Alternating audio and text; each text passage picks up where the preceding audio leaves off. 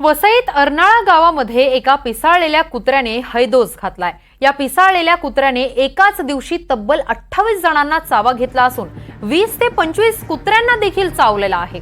त्यामुळे येथील नागरिकांमध्ये दहशतीचं वातावरण निर्माण झालंय। गावातील लोक, शाळकरी मुलं गावात फिरण्यासाठी हातात दांडा घेऊन फिरतायत। रात्रभर जागत पहारा ठेवतायत। या संपूर्ण परिस्थितीबाबत अर्नाळा गावातील रहिवासी आणि सरपंच यांच्याशी संवाद साधलाय आमचे प्रतिनिधी मनोज सातवी यांनी। आपण पाहूयात।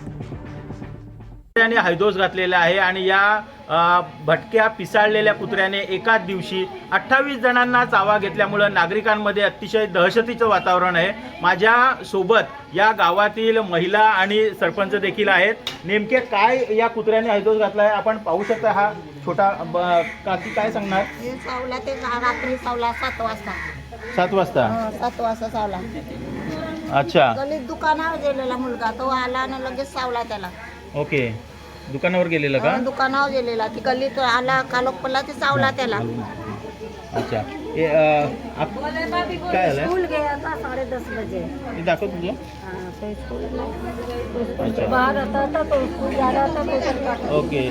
शाळेत गेलेला होता मुलगा आणि त्या शाळेतून येताना त्या मुलाला चावलेलं आहे। हा मुलगा दुकानावर गेलेला होता आणि त्याच्याकडून चावलेला आहे। ताई काय सांगाल एकंदरीत या गेल्या वर्षी एका मुलीला चावलेला, तिकडे आम्ही जागेवर होते। आम्ही जर तिकडे नसते त्या मुलीला जमीनदोस्त केलं असतं, म्हणजे ती मरणाच्या पाळीमध्येच होती मुलगी।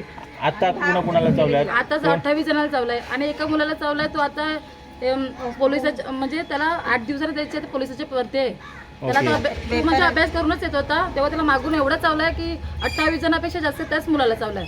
जास्त एका मुलाला त्याला चावलं ना, 4 दवाखान्यात फिरवलं, कुठेच ना त्याचा इलाज झाला। शेवटी त्याला घरी आणला आणि आता याचा त्याचं तर आयुर्वेदिकचा आहे ना, त्याच्यामध्ये त्याला आणखी काय ही कुत्री कुठून येतात ही नेमकी? 2 वर्ष झाले ही प्रक्रिया चालू आहे। परंतु यावर्षी असं आहे की यावर्षी एका दिवसामध्ये कुत्री चाललेत, यावर्षी एका दिवसामध्ये चाललेत आणि 2 वर्ष प्रक्रिया सुरू आहे। आम्ही ग्रामस्थांना सांगतात असं करा तसं करा, शेवटी नाही।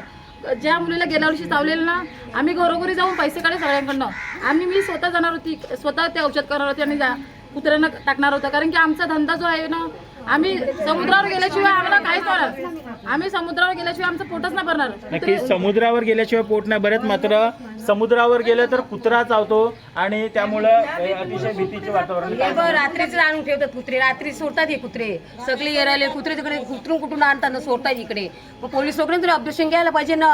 हातात रातपले असतात ना त्यांनी, तुम्ही टेम्पो मध्ये आणता कुठून आणता सांगायला पाहिजे ना।